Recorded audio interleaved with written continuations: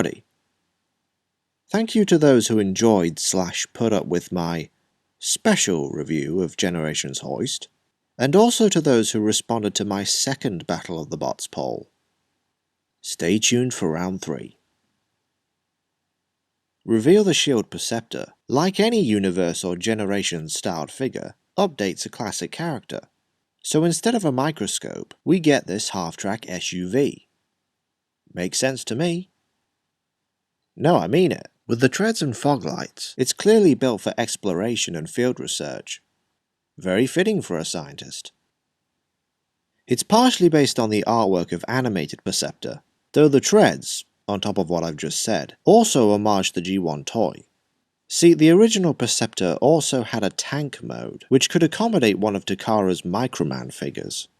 That's because the mold was taken from another of Takara's lines, Microchange, the origin of some of the bots and cons we all know and love.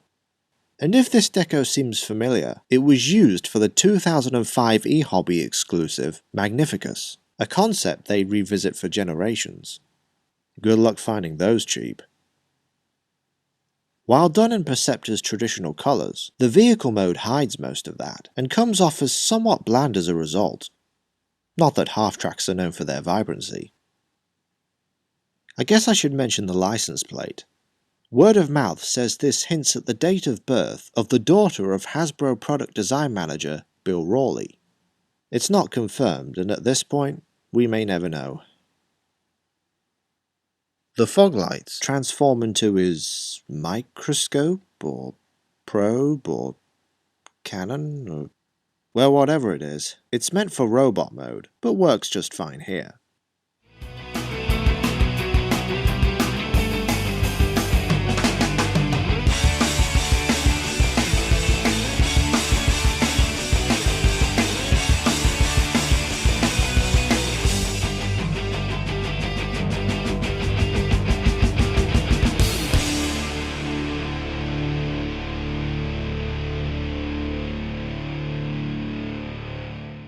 Sadly, most of the toy's flaws pertain to this otherwise fairly cool-looking bot mode. His backpack is held in place by this slot and this tab, one that merely rests in place but doesn't properly peg in. And the shoulders don't peg in at all, they rest on these little nubs. And you thought Hotshot had it bad. Combined, if you try to pose the arms simply by moving them, ugh. Now, true, you could just hold the body, then move them. Doesn't make it any less annoying. Proportion-wise, the lower legs are too bulky, or the thighs are too scrawny.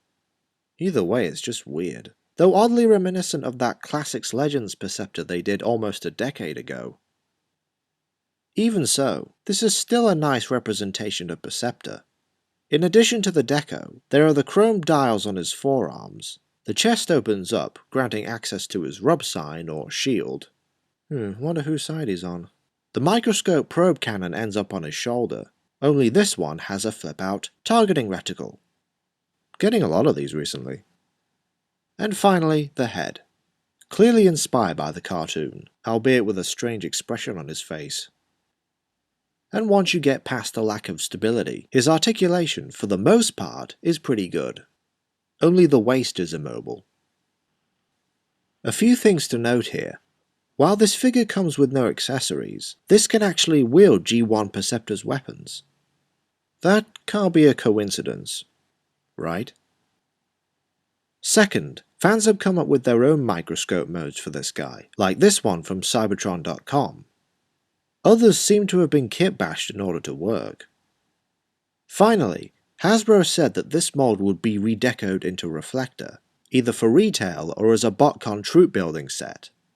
That has yet to happen. This is another bot that I'd recommend without question, if not for that one crucial flaw. Ugh. But if you can look past it, then I'd still say get him once you've picked up the line's stronger figures, like Trax or Windcharger. It's your choice. And speaking of choices,